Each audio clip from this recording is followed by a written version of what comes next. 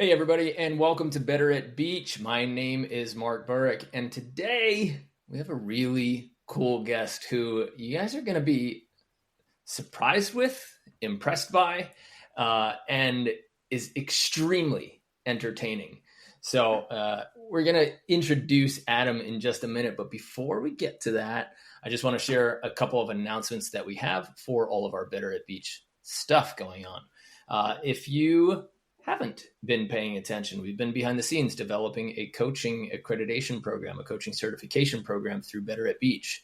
It is now live on our website, and we're doing one mastermind per week with our coaches. And we've upgraded our membership for our players and athletes so that if you want 24/7 video analysis from other pro players and coaches, and you want access to all of our tutorials, just go ahead and click around this video. There will be links as well as a free drill book that takes you there. So our 36 favorite drills for beach volleyball, which Adam knows all about. And we will help you out. So the coaching certification program is now open. So if you want to learn how to coach and how to manage your team and how to design great drills and great practices, go ahead and check it out. The links are all around this video, and I'll send you some emails about that. If you want to join the Complete Player Program, we are there for you to do video analysis with you. And we do have a few events coming up. And the ones that I want to talk about most are our Asheville, North Carolina, April 19th to 21st. We've got a 3-day camp there. That's Asheville, North Carolina. May 31st to June 2nd, we are in Long Beach, New York, in Long Island, New York. And that is packing out. We've got 30 campers so far, and that's due to be our biggest 3-day camp ever. So come hang out in New York. Long Beach is an awesome town. It's where I grew up playing volleyball. And June 14th to 16th, if you guys want to come out to San Diego, June 14th to 16th, we have a men's B, A, and AA camp. We only have 3 courts. So it's men's B, A, and AA, and we'll be there. Click on the links around this video. They will get you the free drills, and they'll get you on our email list, and they'll get you to our website where you can see all those announcements. Now, I want to talk to Adam Roberts. Guys, I know you might not know, but Adam Roberts is for sure the most storied player on the AVP, and he might be the best storyteller, which is a double bonus for us on the AVP. So, Adam, hello, friend. How are you? I'm doing well. How are you? Fantastic, man. It's good to have you here because you have a social media refusal, which I love and respect. And so I don't think the beach volleyball world gets enough of you, even though you're so entertaining. Why no social media? I would say a fair amount of it, I think, is a waste of time. Sorry, world. And I guess I just try to put myself in other resources. And a lot of the people that I try to keep in touch with, I would be more direct with them, a text, an email, rather than a social media message. Kind of getting lost in the world of it. I'm also a person who likes to dive all in something that I do. And I've just never really felt the need to just dive all in and get the following and go for it full time. And so I try to put my efforts into other things. I love that. What are the efforts currently? Right now we're in preseason here, and I've chosen to start the season with Nate Miller, and we have we're here in St. Pete, Florida. Yeah. Yes. Nate's been great to work with, and we have a really great training group. A lot of people have seen Nate Yang has built a court in his backyard and has been training with us. We have a new coach, Pepe from Brazil, who's running our sessions, and Spencer Locke, Tyler Penberthy. Our whole group has just been really, really fun to work with, and just really elite level, and just kind of training and getting ready for the season. Nice. Yeah. Our family owns a few different condos, and we're doing some rental and possibly selling them and working with them a little bit with that. But just enjoying St. Pete. It's one of our favorite places to be during the winter, and we love it here. I think, we run our camps there in St. Pete. We run like 5 or 6 a year. And it's sometimes more to the 3-day camps. But it's such an underrated volleyball city because you've got Deerfield Beach, Fort Lauderdale. Miami's got a crew, but they don't have a crew of elite players. They got some visitors down there. Like Yenser's a great coach down there running in Miami, and Dylan Cox shows up sometimes. But I think in the beach volleyball circle, we know that there's a ton of athletes in St. Pete and coaches consistently moving there. Do you think there's ever a world where St. Pete becomes the hub? I mean, it's probably always going to be secondary, right? But now there's coaches and players moving there because it's affordable at the very least, and winters are pretty sweet. Yeah. There are definitely quite a few marks. Not a lot of people know this, but I'm very trivia oriented. And I just found out that St. Pete, Florida, has the world record for most sunny days in a row. Back in the 60s, for like 4 years straight, the sun came out every single day. So there is a heavy chance you can play year round here. And it's funny, whenever I graduated college years ago, Fort Lauderdale was the hub. That was the spot, the Yankee Clipper. That's where everybody trained. And it was like secondary to California, as always. And my mom said, I went to Fort Lauderdale after college. I was there for the winter. I was like, I got to get out to California. I got to get to Hermosa Beach. And just day one, she's like, why do beach volleyball players who don't make that much money live in like Manhattan Beach, the most expensive beach city in the United States? She said that 20-something years ago.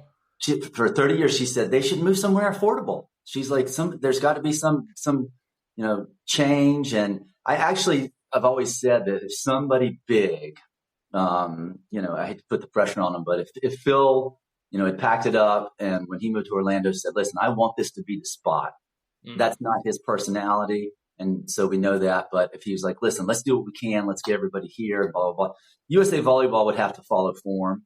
But if they all realized it was half price and rental and this and everything else, and you could still play year round, but it would take a titanic shift of something like that to really make it happen. Like a crew of players that heads out there. It'd have to start with a big name, and USA Volleyball would need to see, oh wow, we can save, $300,000 a year by doing this.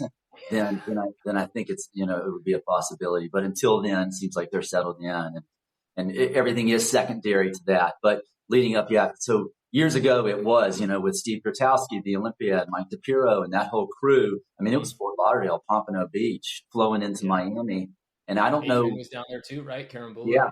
Yes. Yeah. I mean, just the list of players goes on and on, air courts and everything. And then something happened, and then this shift, and I just kept hearing, oh, St. Pete. I was like, we'll see. And then once COVID hit, I popped down here. This place is just a hidden gem. I mean, there are like 10 different places to play, and just unlimited play. Caleb Queckel and Garrett Peterson and just Marty Lorenz. I mean, there's just people are moving here left and right. And it's for sure secondary, talent-wise and players-wise, to Hermosa Beach. But, affordability and, cost of living, and just a great place to live. The city's just a hidden gem. Growing up, even being from the Carolinas, all I heard was Tampa. And then what's the sister city of St. Pete? And you get down here, and the place is amazing. Oh, I like St. Pete way better than Tampa. We built that Airbnb with a beach volleyball court.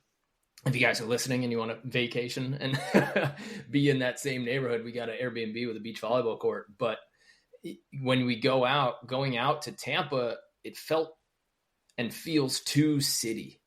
And the older I get, the more I have a distaste for big concrete cities. I grew up in Queens, so I got my fill of it. I understood it. And now living closer to beaches, traveling in places where you've got a little bit more space and a lot less dirt, more natural dirt, less slush.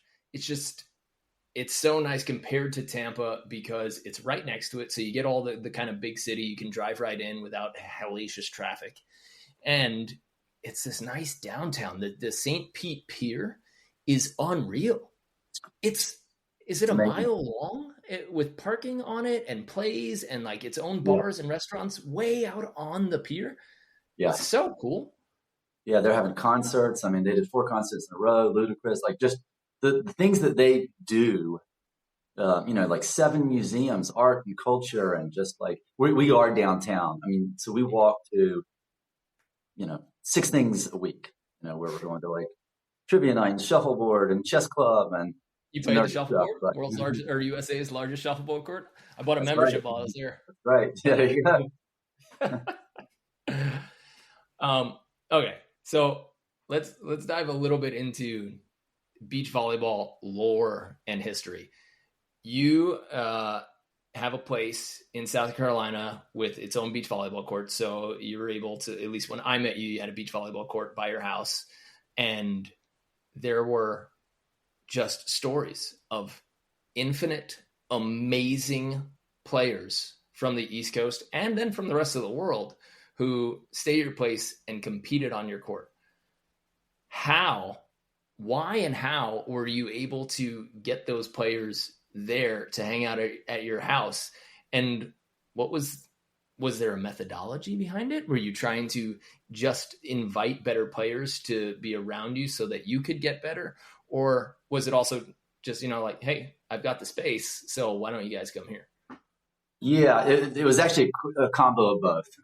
Once I started qualifying, my first AVP was 1996, and then I qualified for the first time with Dana Camacho in 1998. I kind of realized that, if I worked hard at it, that, maybe I could make a few of these main draws and flow into some professional beach volleyball events. And I was lucky enough to do that.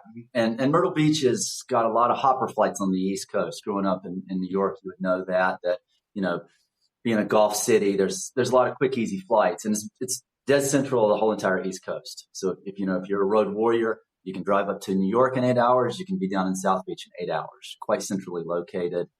And my family owns this dance competition. It's called Showstopper. It's the largest amateur dance competition in the United States. They've been doing it for 46 years, I believe. And my parents are very supportive. When I graduated college, they were shifting their whole business to Myrtle Beach. And because I grew up in High Point, North Carolina. And so I was going to buy a place. I was going to buy a little condo, and they said, hey, listen, you're going so much with the volleyball tour. We're going so much with dance competition. How about we build this guest house on the bottom? We'll put a volleyball court. It's right on the ocean. And so I said, oh, I guess I'll live for free to make them happy, just to be a good son. No, they wanted you close. So yeah, no. They've been very supportive. Yeah. And it's, they just, their support, has helped a lot of us. And so once I realized that it was something that I could do, like the first day, you and your buddies go out with one ball and you go to the pier and, you're trying to play. And growing up playing college basketball and being kind of competitive, I just said, we need to pass 1,000 balls a day. We need to set up 1,000 balls a day. We do I've always loved the drilling and the training aspect. People are like, we just need one ball. We're just going to play with our friends for fun. It's like, no. No. So once I was able to, understand this training aspect, I realized I had something very valuable. And so the first guys that I got to come were BJ Saldano and Jake Elliott and Jim Walls. Legends. And they ended up coming and staying with me for a year. And the downstairs area, this guest house, they lived with me for a year. In 2000, I believe. Yeah. A year. Yeah. They were there. And they were the first crop of guys, and they started qualifying. They were taking 9th place. Jake Elliott and BJ Saldana, and Jim and I qualified a few times. Once they moved away, the next guy was Matt Heath. And that was kind of down in Vero Beach now, running his own club down there, right? Correct. Yes. Yeah. Matt's very successful over there. He's all time. He's not much better than Matt. He's such an awesome human being. He's all time. And it took a while for him to come up. And the funny thing is that the same thing happened with Matt Heath that happened with Nick Lucena and Phil Dahlhauser, is that, you got to come up. You got to check this place out. Myrtle Beach Open. So much fun. And they got off the plane and they just had one backpack, and they both stayed for like 2 years straight. Never left. They're like, we'll come check it out for the weekend. Matt Heath stayed for 14 years. He's basically part of the family. And but Nick and Phil lived there for a couple years. And when we met them, they were like the 9th-ranked team in Florida. We said, "Listen, you guys are pretty good. You can maybe qualify for this pro tour." And they were just graduating college. Nick was all about it, but Phil's parents were very, you go to college, you get a real job, and he got this real job. It's like, man, I got to give this volleyball thing a try. And what was his job? Do you know? And came up. I do know he actually worked for a concrete company that poured roads. He'd worked for them in high school. He was literally the guy or the kid at the time, the kid on the truck who would paint the white and yellow lines on the road. Like dipping a paintbrush. Right. That's right. There are no pictures or videos for it. So like if you're going to have somebody hang off and dip a paintbrush, that's the right guy. When he lived with me, he was crown molding guy because he didn't need a light. Great. Yeah. Great. Yeah. Him and Casey Patterson just like come That's right. with that 7-foot wingspans. That's right. Yeah. And then once those two guys came, it gained status quickly. They won that first AVP in 2005 in Austin. The way the schedule worked out, a lot of times there was like a Florida event, an event in Charleston, and then an event in New York. And sometimes there was like a week off. So we would have basically 32 guys on the AVP that were all on the East Coast. And I just started hosting them. We had a couple extra houses that we were renting out. And so the numbers went up quickly. Somebody had added up that we've had like 82 different AVP pros who have made a main draw, yourself included, that have come and visited and stayed with us for the week. And, it's kind of just been fun. We feel very lucky to have the space. You go to California and you got like this much room for someone to barely sleep on the floor because things are so expensive. But there, it is a very nice house, and we're lucky to have the room. And that's what we did for the Myrtle Beach Open. I think last year we hosted like 18 people, and we got bodies all over the place. But we're very lucky to have the spot, and we like sharing it with other people too. So it's so beach volleyball life. Couches, sleeping on floors, and you're like, oh man, you guys are pro volleyball players. It's so cool. And that's what you say as soon as you sign up for a qualifier. Like, yeah, I'm playing on the pro tour. It's like, well, this is your first qualifier event, so you're about to get spanked. But you're also like sleeping on floors a lot, and a lot of players are doing that. They're trying to like figure out how to put together beds, trying to figure out how to put together travel, and for a long time, if not most people's full career, they're just figuring out accommodations with generous hosts and everybody. So if you're a super fan, guys, little secret, the best thing you can do is just start offering up a home, DM somebody and be like, hey, I got a spot for you if you need a bed for this tournament. And I guarantee that thing will get filled by somebody who's about to go on tour. Yeah, I definitely agree with that. Now, there's some story where didn't Phil sleep in something like the size of a kitty litter or something? Like, didn't he have like an extremely small, not even room, like an enclave? So we, one of the guys who taught us how to play, South Carolina legend, Doug Smith, is a carpenter.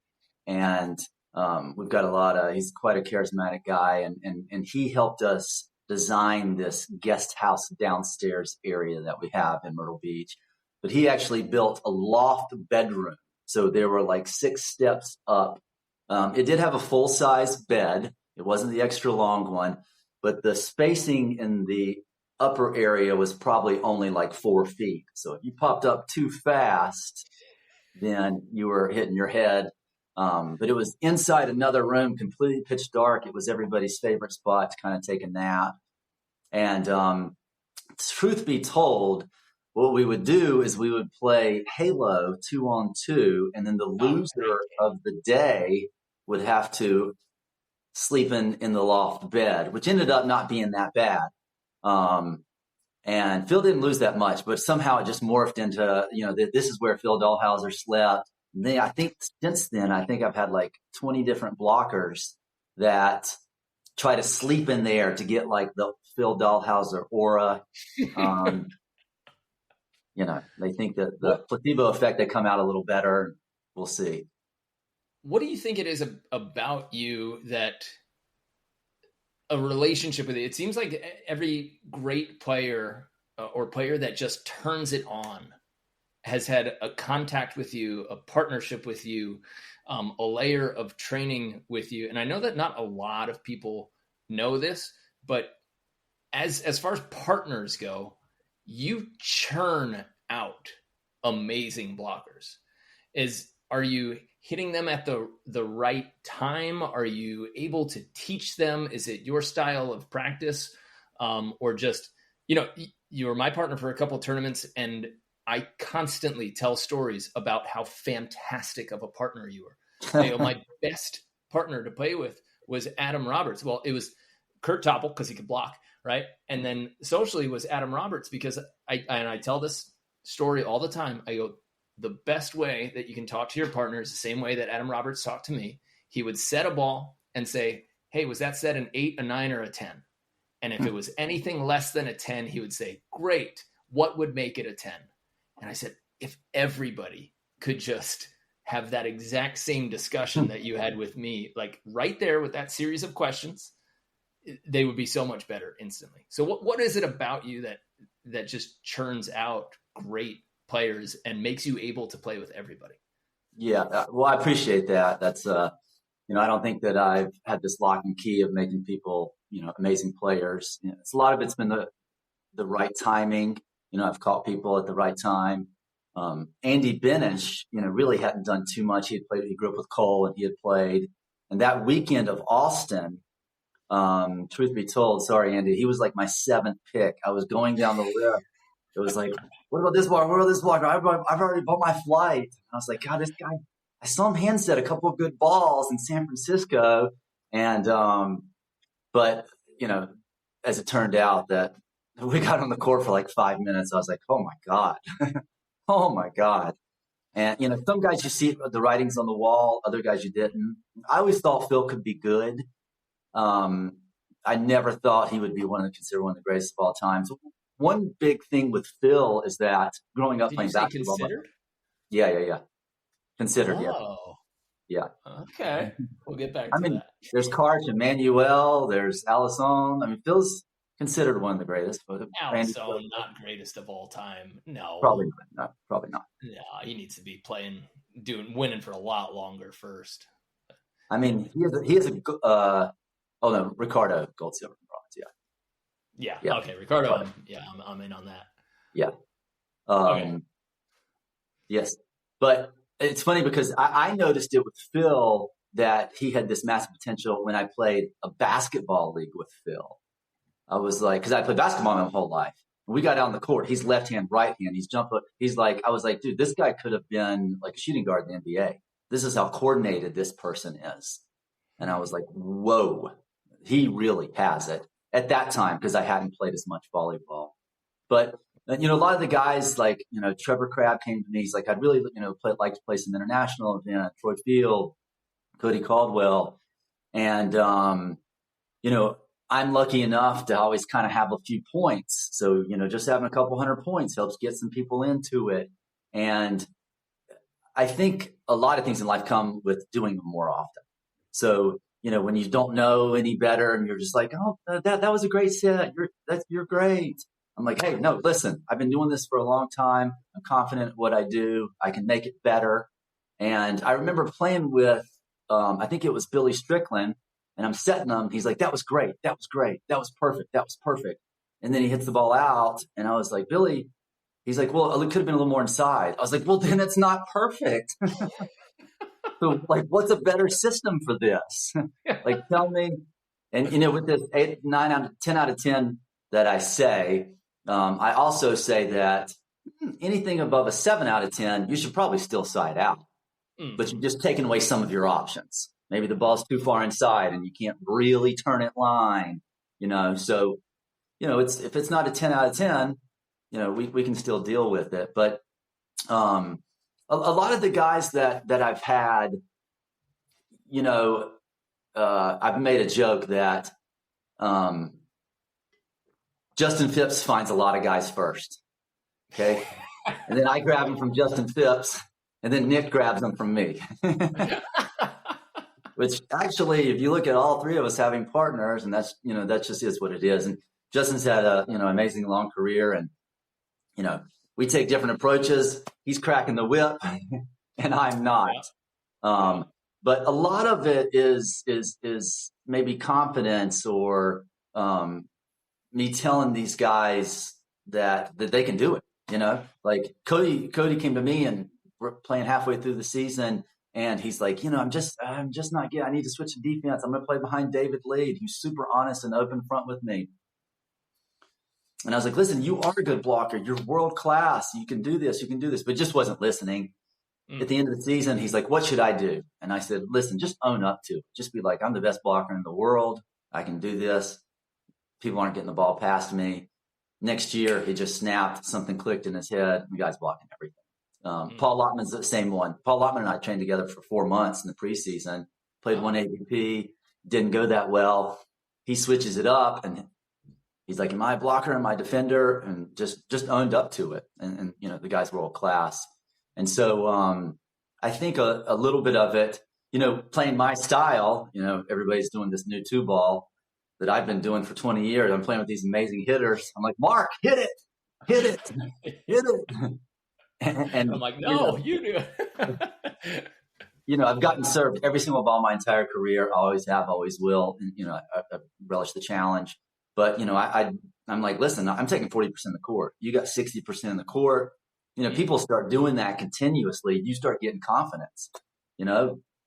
You're Andy out there. And I'm like, Andy, take 65% of the court. He's like, okay, I got this.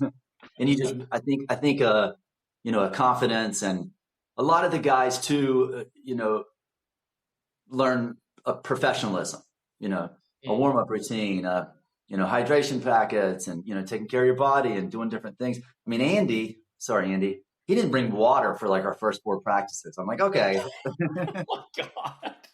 Andy, I can bring you water, but here's the powder. Here's the thing. I'm going to, I want you to do this. On adversity training. He was just like trying to challenge himself to the T. Exactly. Yeah. Eric was another one that we're in New Zealand and he's not wearing sunscreen. I'm like, dude, this is melanoma capital of the world. 3-degree burns, had to go to the hospital. But no. Oh yeah. Really? True story. Yeah. I didn't know that. Like our third day there. I've got most of the Zahn stories, but there's always one that pops up, and the one where he just houses McDonald's going into a practice to see what he could play like, feeling his absolute worst on like a stomach problem. He goes, well, if I ever get the stomach flu during a tournament, I got to know how I'm going to be. So he just housed like 4 Happy Meals and just went and played a tournament. I was like, all right, that's one way. When you look at, that led me in a couple directions, because one, the development of confidence, when you can say, instead of, and most people that are like listening to us, they think everybody's always saying your middle, my middle.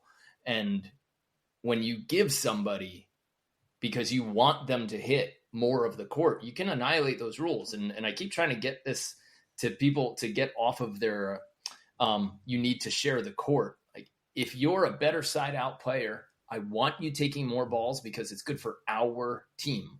Like, we both earn the same amount of money when we win. And if you're siding out more balls, I'm giving it to you. And it's interesting to think about if somebody plays that way for a whole summer, where you're telling them constantly, you're the big dog. And then the next year where they're feeling super big doggy, they turn it on for a couple of years. That's got to have a big play on somebody's confidence, because not everybody got to be that big dog in college. I certainly was not a big dog in college. And until 2 or 3 years into playing indoor pro, like, I didn't want people to set me the ball. And then I had to figure out, okay, give me every single ball. And then you get that confidence out of it. So I bet that's a huge part of seeing somebody's improvement. Do you think that confidence plays into it? I think it could. I definitely think it could, if I'm looking back at it. And one thing is that people, and I think people get this about me quickly if you meet me and you play with me on the court. But all the time I'll get, you played with Andre Beloff. You're looking to develop the next international guy, or you're playing with Andy Benish and you're looking for the next young thing. And I'm like, I am only trying to win. That is it. I don't care about anything. I'm just trying to win. And I think I can win with this person flat out. And I think people understand that. And then Andy's like, oh, he chose me because I'm like, he can work me. And he's like, oh God, he just wants to win. He thinks he can win the most with me. And so whoever it may be, Trevor on the international tour, or Troy Field, or any of these guys, I do think it builds a confidence that maybe they see later in life. And Trevor's going to have it either way. I mean, let's call that what it is. But, there's different things. Phil talked about it, like Laura Ludwig. It took her, world-class player, came from indoor, but it took her a while to figure out how to win, right?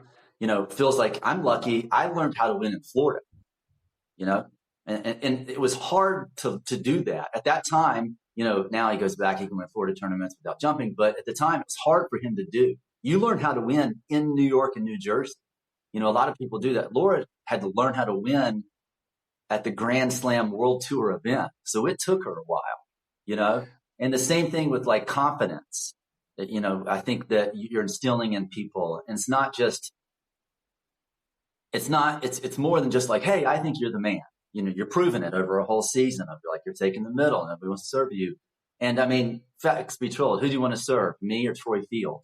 I mean, I know I'm getting every single serve. Everybody knows it. And everybody's just like, where's Adam? Scoot over more. No, more. So I'm like, why are we 50-50 here? They're not even looking to your line.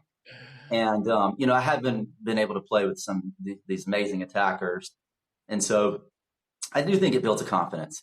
And it's a little more than just like I said, saying you're the man. I read a quote from some of the Duke basketball point guards, and they step on campus and they're the freshman year, and Coach K hands the ball and he says, "This is your team," and they're like, "Whoa," And of course, I'm nowhere near that level, but I've played for a long time and I've had some good success.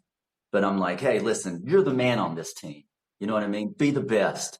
You get that free ball, you got to be the rock. Just flat out, you got to be the rock. Like, there's no other chance about it. You have 4 chances to swing. You better put all 4 of them and just make them. Yeah, you better be 100%. Make them pay for serving or accidentally free balling one to you. And it's worked out. It's worked out. And I do think it flows. I guess you'd have to check with the guys and see that the players I've been able to play with. Well, I mean, so many things like hide in your career that you don't realize what was happening until you look back at it with a different lens. And you're like, oh man, that probably led me here. Or that one thing might have messed with my head for 2-3 years, And when you're telling people that you're giving them confidence, you're giving them liberty to take over a court. And even if they get one win doing that, imagine what that does for them for the rest of their career, knowing like I drove a lot of confidence from when my partner, very early on, I was like 19 or 20, he busted his shoulder, could not swing. He had to swing with his non-dominant hand and he just put me on 2, right? This is again, a New York Open semifinal. So sorry guys, but pretty trash volleyball. But the fact that I was going on 2 for an entire match, while the other team chirped at me, calling me a co-ed player and it's girls volleyball, whatever, but we won. I was like, you're getting beat by a co-ed player. Like, so here we go. And I leaned on that confident display for years, saying, look what I can do on 2. Look at if somebody's cramping or if somebody needs me, I can take over. And then if you can just learn how to carry that into your other matches instead of then thinking, it's even, thinking maybe they're picking on me, thinking, oh, my partner's not good enough. Like, instead of it's my time to take over, and having that. And if you have that mentality, I just feel like that goes forever and a mile in terms of playing and in terms of winning. Yeah. And going back to, like you said, the check still, is still the same, both sides or whatever. I mean, I've played with people where they'll like two aces in a row and then two blocks in a row, and I didn't even touch the ball. And a lot of my partners know back, and I'll be like, listen, if you don't think I'm having fun, you've lost your mind. This is an absolute blasphemy. I will stand here the whole entire match and do nothing. And then I'll do backhand springs with you, and I'll hold that check up afterwards. I said, hey, listen, my friend Doug Smith shook my hand. He said, when you start playing volleyball, first thing you got to do is get a good partner. And I wrote that down. I'm always just trying to get the best partner I can.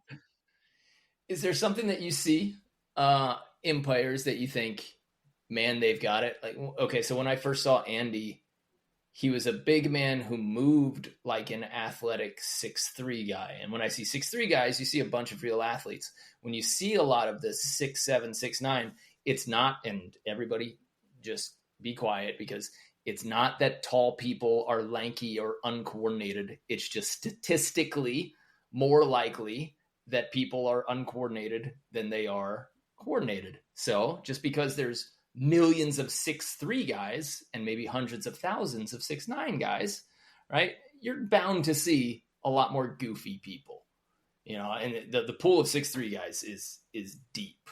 But when you're looking for a big guy and a blocker or somebody you can win with, do you look at the way they move? Do you look at the way they handle themselves emotionally on the court? Do you look at their past results and just find their number and shoot them a text? Like, what does your eye catch when you look at players? Yeah, I think it's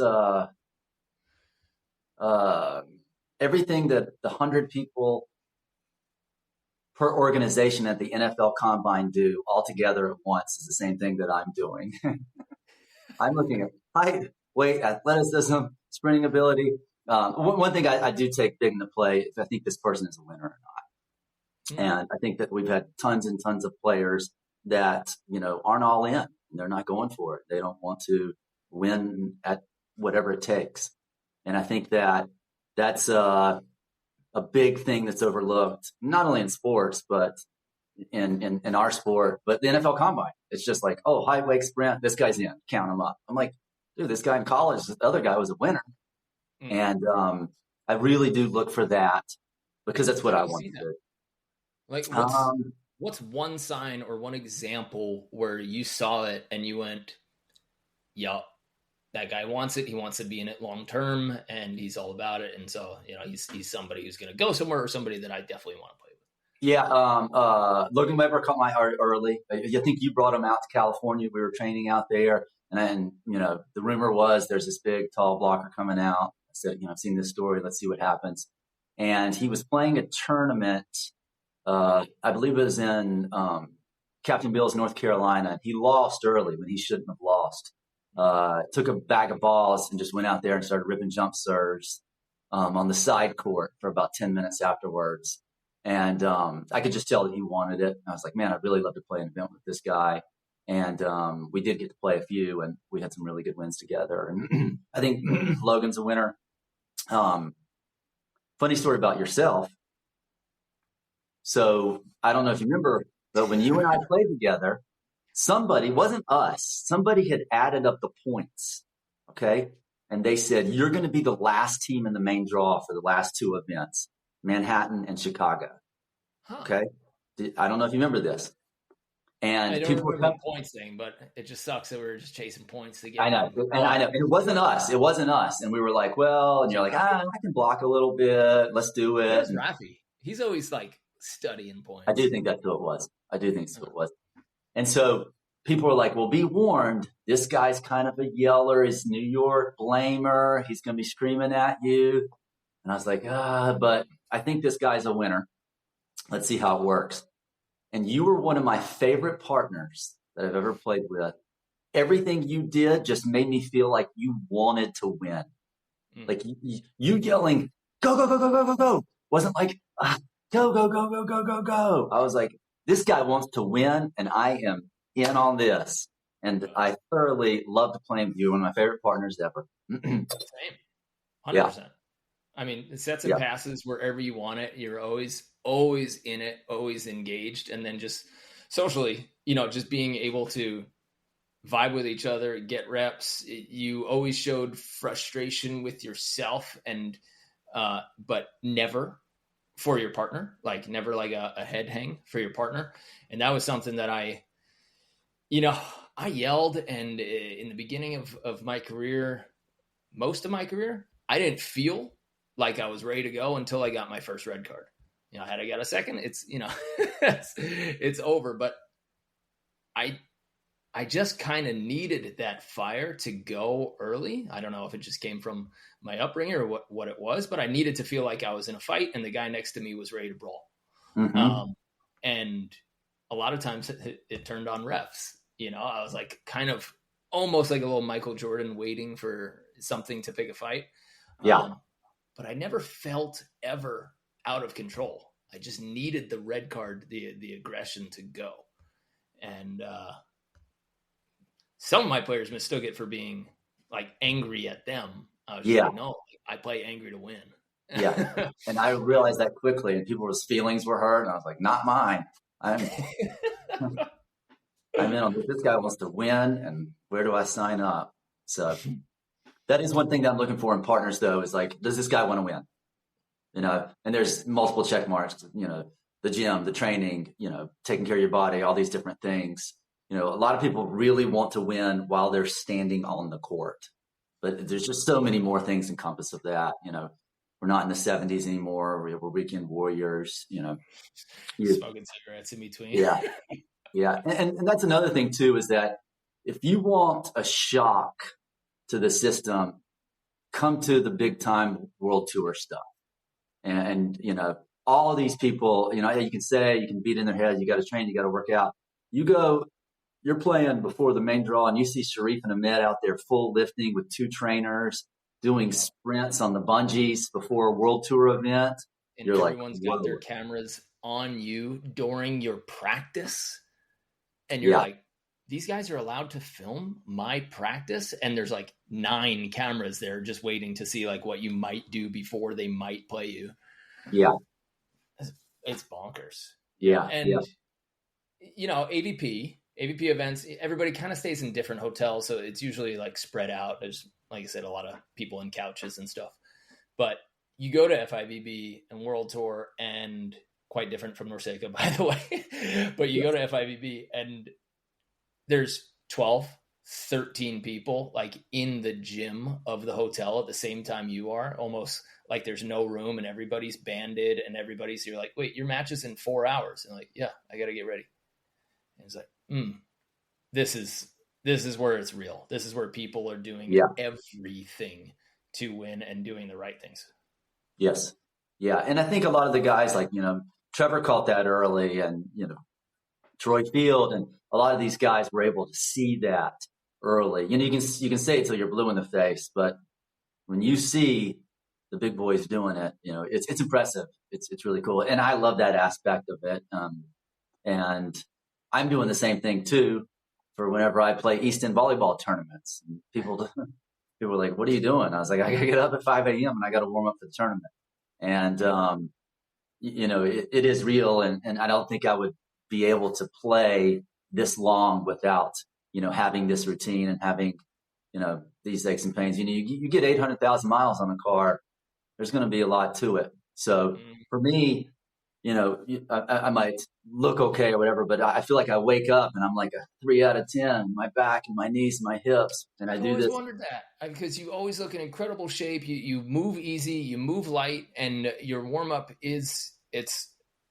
you show up and it's your ritual. You get in there, bands are going quick. You're doing your runs back and forth, doing a little bit of agility. It's very, very similar to Hayden, I think, except you're willing to chat. John Hayden shows up and you don't talk to him for his 20-minute warm up, and he doesn't want to talk to you extra afterwards. It's like going home, getting my massage, getting my body work in, getting off my feet. It's like, this guy's a ninja with his body. Yeah. I've kind of ramped mine up, and it's almost an hour and a half, like 6 days a week. And like I said, I wake up at like a 3 or 4 out of 10. But if I do this whole mobility warm up, 20 minutes on the bike, stretching hips and, some lifting, I feel like a 9 out of 10. So it's kind of the point now where I don't really even have a choice. It's either feel awful or feel amazing. So it's just something that I've kind of developed. And, I do try to push on different people. And, when you're like, my partner's 26, he's like, what do you mean warm up for 2 hours? He's like, I am ready. Easy. And he will go with that hybrid immediately and just lay into it. He's got that hybrid serve is nasty. Yeah. Oh, yeah. I think they can be dangerous. He's playing really good right now. Yeah, I want him to have a little more killer, like a little more anger. I say I don't think everybody needs anger to play, but when I see somebody being consistently too nice and then they kind of slow down instead of coming back harder, it's like let's find something that pisses you off. Yeah. Not everybody needs it. Like I said, I don't know if Theo. That's correct. Correct. And that's actually something, along with, his blocking technique and, the last 4 months, that's one of the things I've been working with is that he gets this fire, and especially against his buddies, he wants to yell at them, "Oh, you're too small, little boy." But, that's the first set. We'll win the first set. And then he actually is a very nice person. And he feels bad about it. And the second set, he's like, I'm kind of sorry I said that. We'll lose the second set, battle in the third. And it definitely, it's a mind state with people that you have to figure out, no offense to Trevor, but he doesn't care. He'll just keep saying that you suck the whole entire time. He'll say, your family sucks. And in the players' tent, online, it won't stop. Yeah. He doesn't care. He has no remorse and no whatever, and it works for him. And he's one of the best players in the world. But so you have to find that level, of screaming at someone and then feeling bad later. Nick Luceno went through that. Nick played better fired up, but he didn't like that he was, upset and yelling at people and the refs and stuff. But, maybe kind of similar to you, he needed that fire because Nick truly is an absolutely beautifully nice guy and amazing person. And so even when some of that stuff is brought up, also lethal, right? And boxing champion in college. Oh yeah, undefeated intramural boxing champion. Yes, yeah. When you were playing, so some of the guys that I did look up to when I saw Nick starting to win, and then when I saw, Casey Jennings and some other guys that were 100% fire. Mm-hmm. I've discussed this with somebody else where I'm like, I think you have to, number one, you have to be able to back that up, and you have to be automatic in order to hold on to the partner that you're super fiery with. But did you ever try to imitate a persona that you wanted to be on the tour? Did you ever look at a player and be like, that's kind of the emotional player that I want to be? Or do you think that you were just naturally yourself and it never even came to you? I emotionally, I don't think I ever tried to imitate anybody. It's just, I've always put a lot of pressure on myself. These are my goals. I'm setting them. And, I have coaches still to this day that are like, hey, be a little easy on yourself. You're trying hard out here. You're 48 years old and, diving all into the pole and stuff. And so I've really never tried to imitate anybody. I've just kind of always been who I am. And, I've appreciated those. It's funny you bring those two guys up. People ask, because they think I'm ultra competitive. I think the three most competitive people I've ever met are Casey Jennings, Nick Luceno, and Paul Baxter. Absolute premium, highest competitive guys I've ever met in my entire life. And, I always looked up to them. Three of the absolutely amazing players that accomplished so much and really worked hard towards all their goals. But it was never, of course, you couldn't not like Karch's demeanor on the court. Of course, I wasn't ever trying to imitate him. I was lucky enough to train with him, and I played him, I think, 3 times on the AVP and got to know him a little bit. I was never trying to emulate his enthusiasm or his whatever, but his demeanor was just so unbelievable, all the way into his warm up. in the corner where he would just look at you and flip up his hat and like start shaking his knees. And you're in the players' tent, and you're like, golly, it's already 3-0. We ain't got on the court yet. Dang it. A little nervous about playing this guy. And I remember my dad always talks about this. One of the first times Matt Heath and I qualified, I think we were the 32 seed, and he and Mike Lambert, the 1 seed. And my dad was like, oh, wow, I get to see this legend play. And, he's going to kind of let his guard off a little bit. And he walked on the court and he flipped up that hat. And just my dad was like, oh, God, Adam's in trouble. Oh, no. This guy, he isn't letting up for 1/2 second. You're hoping that 32 seed just shows up. Like the 1 seed is like just, it's early. They got the 8 a.m. match. They're not going to be interested. Like, catch them before they wake up. Yeah. And not that I try to take that attitude or that demeanor, but I've kind of always personally felt like, I don't care who it is. I don't care if I was playing Nick and Phil when they were number 1 in the world. I've always felt that I can beat anybody in the world. Something happened. Maybe it's 1 in a million. Maybe it's some crazy windy day. But I also feel like I can lose to anybody in the world. So I don't care if I'm playing first round of the Big Shot Championships and it's the 1 versus 64. I am invested and focused, and I'm trying my hardest. And so I think that's something that's helped my career. And yeah, so many people go into it, and I certainly fell into it. The year after me and Hudson did pretty well, getting into the main draw and like being consistent, and then you show up to your first big tournament after a couple of decent wins, and this happened to Evan and Logan, where now you're expecting that you're so far beyond the level of a qualifier team. And it's like, no, you're literally 1 place. You're a point or 2, a gust of wind or 2 different from where they are. Yeah. And just a couple of those gusts of winds. But you see that separation or the cockiness that you get once you're main draw. And then it's a team that came out of the qualifier. I was the 12 seed. Like, come on, guys. Yeah. Okay. Yeah, the 1 seed difference is really going to make you dominate here. Right. But I see teams fall into it. Like Logan and Evan really fell into high expectations because they won the second tier AVP. They won a bunch of those, like the Gold Series. Yeah, that's correct. Bronze Series, whatever it was. And then for me and Hudson, it definitely fell into it. And then you see people not ready to bite hard against teams that are at their hungriest. Yeah.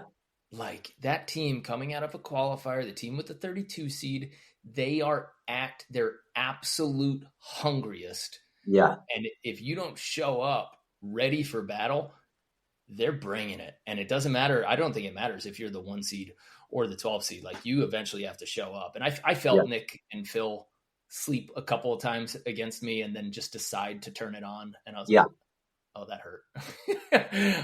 Oh, I see. I thought they went to 3 too many times in their career. I'm like, guys, if you beat them faster, a little more rest. Well, I'm here to tell you that in 2001 in the Dallas AVP Open, Karch Karai was not sleeping on Adam Roberts and Matt Heath as the 32 seed. He wasn't even close. Not 1 point. I think your Karch was probably my Haydn. I mean, just consistently the 14 and 15, and he was always like the 2 or 3 and would just show up and work us and get out of there as fast as he could. Like he was not interested in making a point last a split second longer than it had to, and then just get off the court and get back to the 10. I was like, wow. Yep. All business. Do work. Yeah.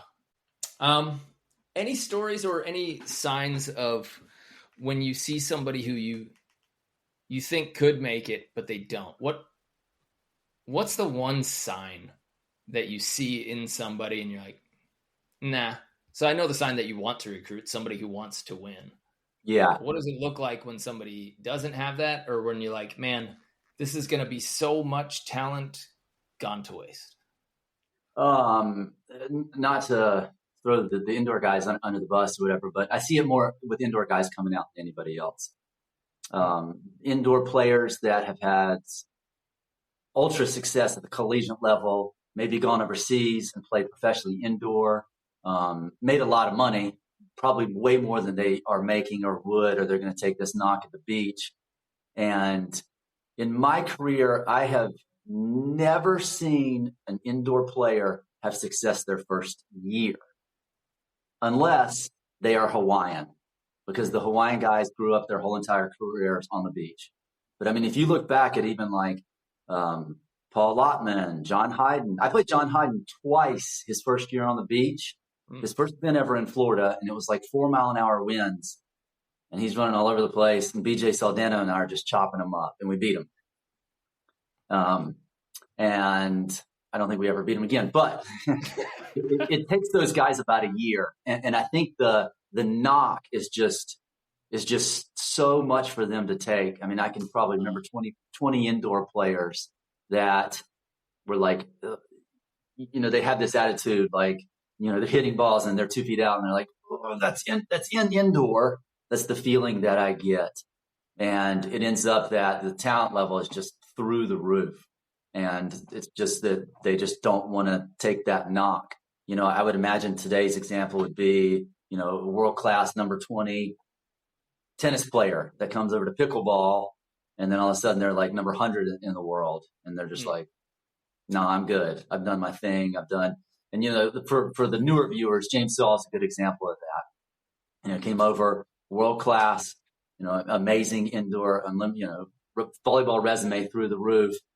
Didn't have that much success playing with his first year, like, breakthrough like he's having right now, a gold medal.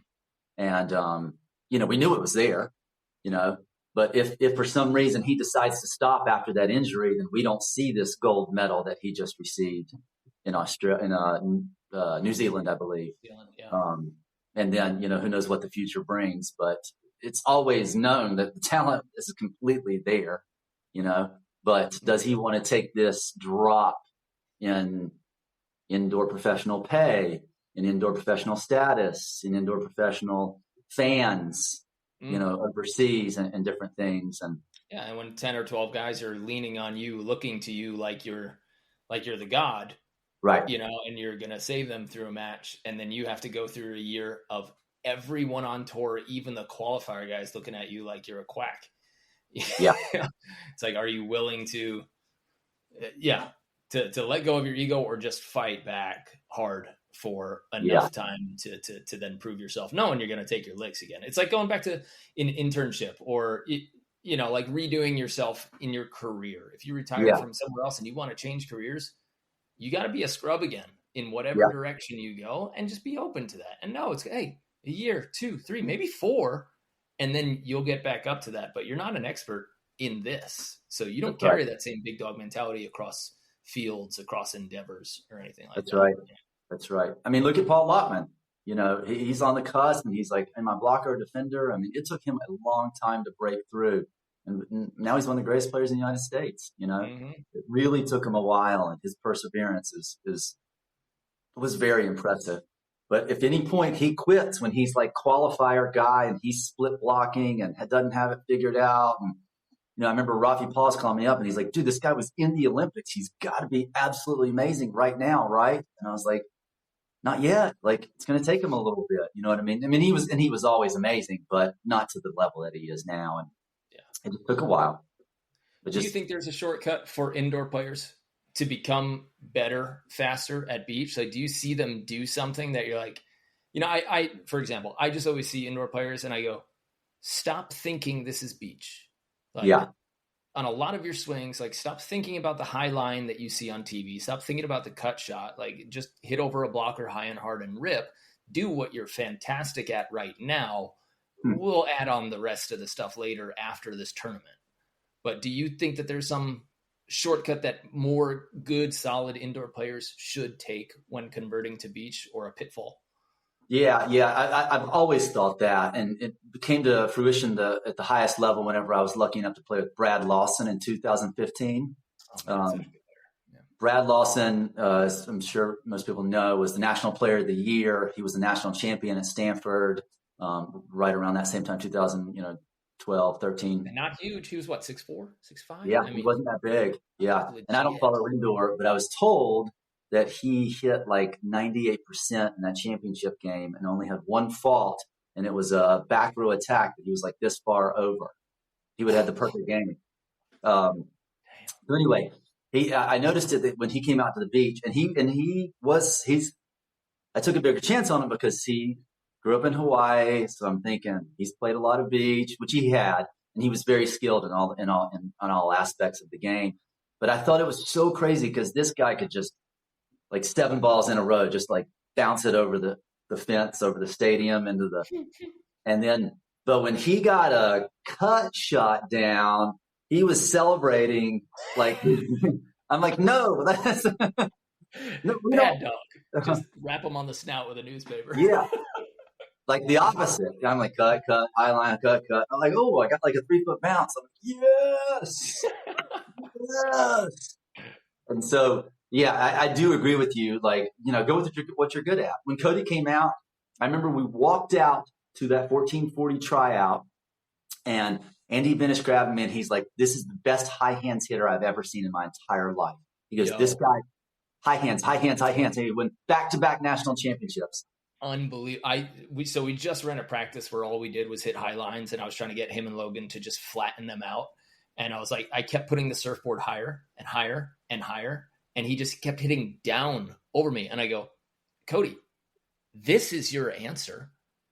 I go, just hit flat over people. Be Theo, and rip. And even he was starting to see like, oh, I should just do this. Yeah.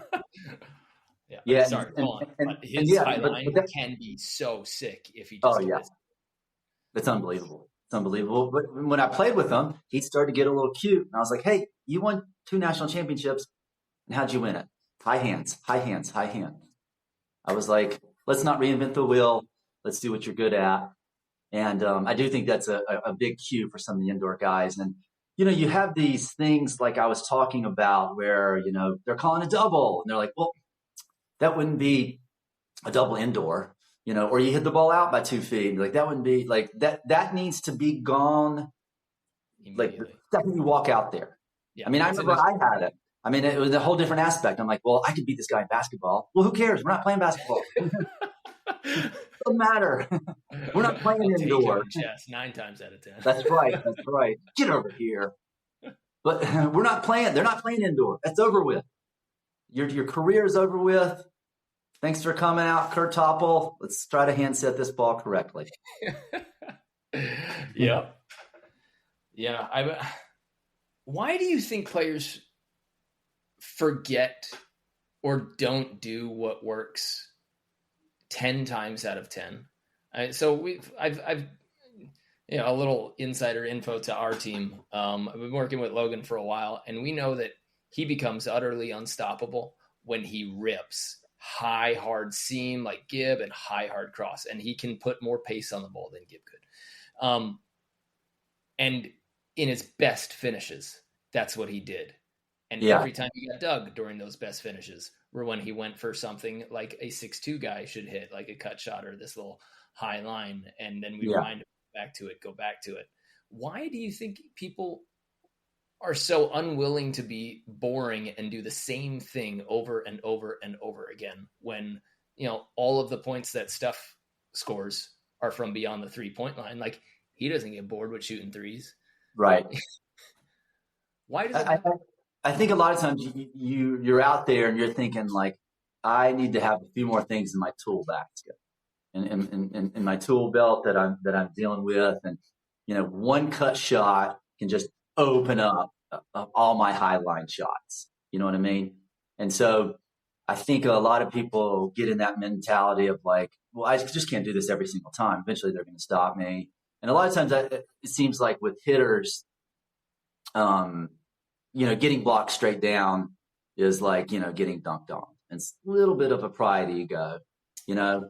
And so most people are unstoppable when they're hitting high deep C, right? Okay, well, they get blocked, then it's like, oh, you know, for a guy like me that's like high line guy, it's like, well, you dug it, no big deal. You know, that's not embarrassing to me. Yeah, I've done it every single time. You probably should dig it. And so I think there's definitely an ego thing because, you know, the biggest thing in our sport is, you know, spiking the ball at 75 miles an hour, you know, and then when that is boom, straight down blocked, it does become a bit of an ego thing. I think it's a little bit of that and a little bit of, well, I got to do something else. I got to be able to open something else up. And, you know, do you think they do? I mean, if that's something where that's why they change, do you think people need more than 2.5 good swings, like good locations or crispy types of swings? I think as the level increases, I think you need a few different attacks. I think more than 2.5, because if that's all you're doing, I think you're stoppable. You know, even all the way to like a Taylor Sander, who, you know, maybe is the best attacker in the United States. You know, I think eventually, you know, last year or 2 years ago, Cody and I played them, and basically the way we played it is he just blocked ball, okay, and I just stood in the middle of the court. And truth be told, Taylor Sanders doesn't have the best shots in the world, but he doesn't need them. People are sitting there and they're bent down and they're like scared half to death, and he can just poke it like 30 feet in the air and nobody's going to get it. Well, when we played him in New Orleans, I just stood in the middle of the court.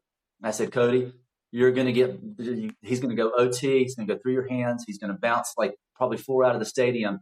But if you can get me 2 blocks set where you keep diving and throwing your arm and spread blocking, and I can get 2 of those digs, I think we can take him to 3 sets. And that's what happened.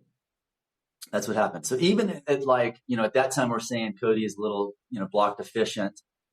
He was thinking, I mean, he got 2 blocks. 7 of them bounced over the New Orleans. The fans were going crazy. They were ripping their shirt off. They had to punt it back. We had to stop the game. Hold on. I don't know where the ball is, but that's fine. But that's fine. 2%, like you get 2.5 blocks per set and you're in the world tour. That's right.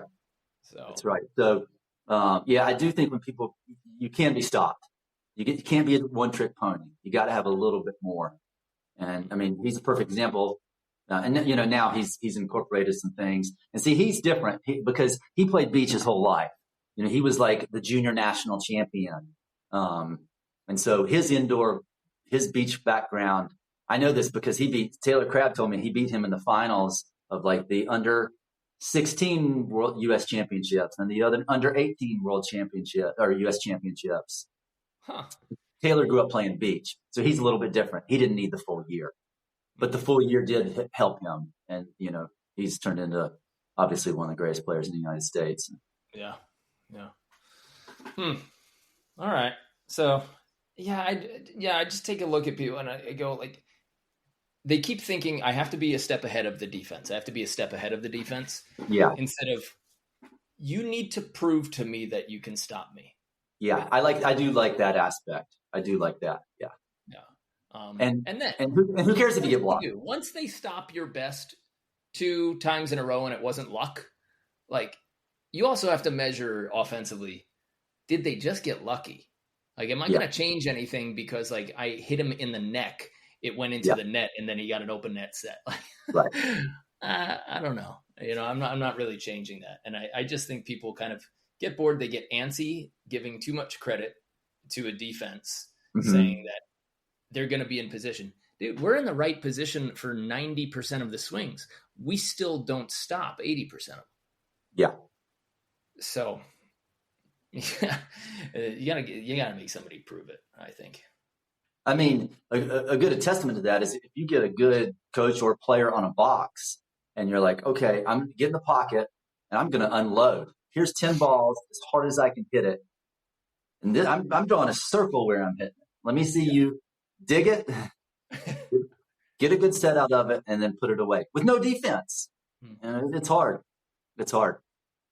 That's another reason that I really tell my blockers that, if you see it, you have freedom. You have freedom to press. If we double up sometimes, if I'm standing at an angle and you block it straight down, I'm happy with that, So you tell your blockers, like, go for it and read whatever you want to see, and that can override a play call. I do. But they have to earn it. They can't just if you're taking, 5, 6, 7, 8 away, and I'm like, hey, I could have got that. You need to earn my trust. I need to earn your trust too. And so I think that makes a lot of these guys a little bit more confident blockers, and a little bit higher level. And, and like I said, I'm fortunate enough to play with a lot of good blockers. But I remember Trevor playing against Trevor quite often. And, if you look at his career, his first few defenders were Billy Allen, John Mayer, Rosie, and his brother, right? I mean, just borderline Hall of Famers, right? And I remember he had this skinny block. He's blocking lines. And I would have 4 different angle hits. I could have middle angle, here. And I don't care how good Rosie was, he's not getting the middle hit and the sharp hit, right? Mm-hmm. And we played, Avery Drost and I played him and Skylar Del Sol in the Fort Lauderdale FIVB World Tour event. And this was in Country Quota. And I remember first ball, we go up and Trevor just dives in. Skylar's in the middle and he dives in the middle. And I was like, oh, he's diving in now. Everything has changed. He's just blocking ball. Sorry, Skylar. He didn't trust Skylar as much. And he's like, I'm just blocking ball. And I was like, everything's changed. Everything's changed. Yeah. And that could be a mentality that happens with, someone, like Logan or someone along those lines, to where they're like, wait. I also remember seeing this whenever the first time, 2 blockers, when the World Tour and the USA Tour was changing, and it'd be like, wait, he was blocking and digging angle. That blocker who's playing defense doesn't know what he's doing. You're supposed to be over here. But that works so much. Yeah. Doubling up is the best. I mean, yeah. If you just commit to a full double up, an offense just doesn't believe that you'll do that. Yeah. It's almost too much of an easy setup. Like if you sit line and you just sit line with your blocker and your defender and you hang out, or you both go in the cross and you're like, no way is he leaving this. I think it's dangerous to double up too hard in the cross and leave that drop shot open if it's tight. Yeah. But double up in the line, why not? Guys, try doubling up at minimum once per set, at maximum 3 times per set if you don't get the dig. Do you have any, before we go, do you have any tips for people who are practicing, people who are looking to encourage a group the same way you did? I think we have similar stories in that I eventually messaged all of the best players in the Northeast.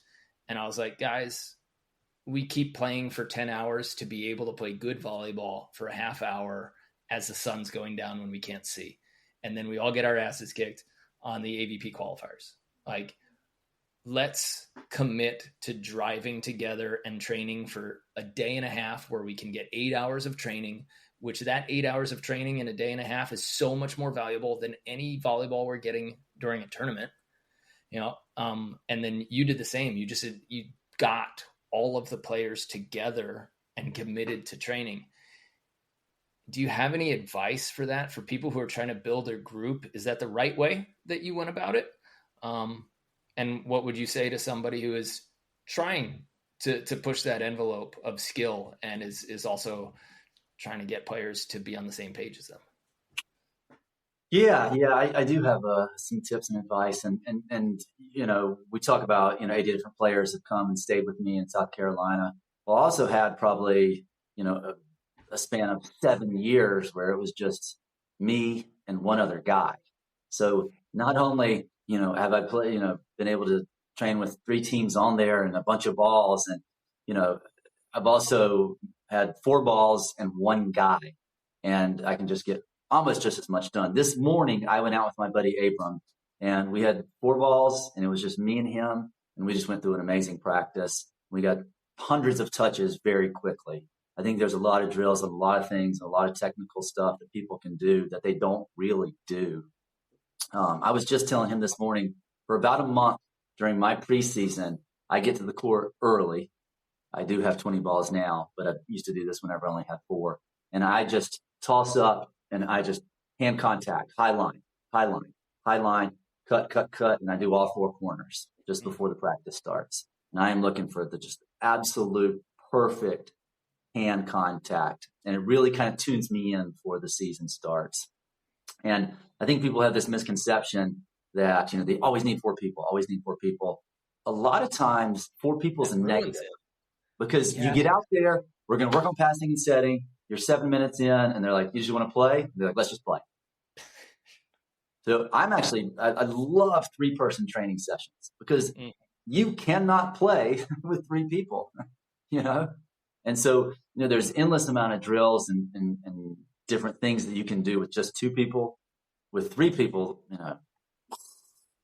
and, another thing too is that, I think, a lot of people are big on no jump. A lot of people, which I think is a great game. A lot of people are big on ballless.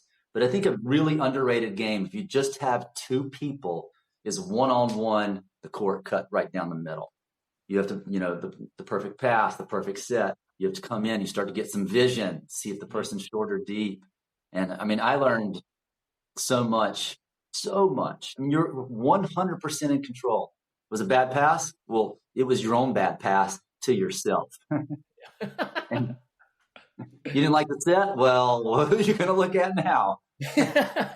So I think there's unlimited things that people can do. And, now, especially, I was just at Florida State visiting Nick, and if you ever get a chance to go to these just monster practices that like 24 girls and 100 balls and like 9 coaches and 8 courts, it's a machine that they're running. And it's really amazing to see.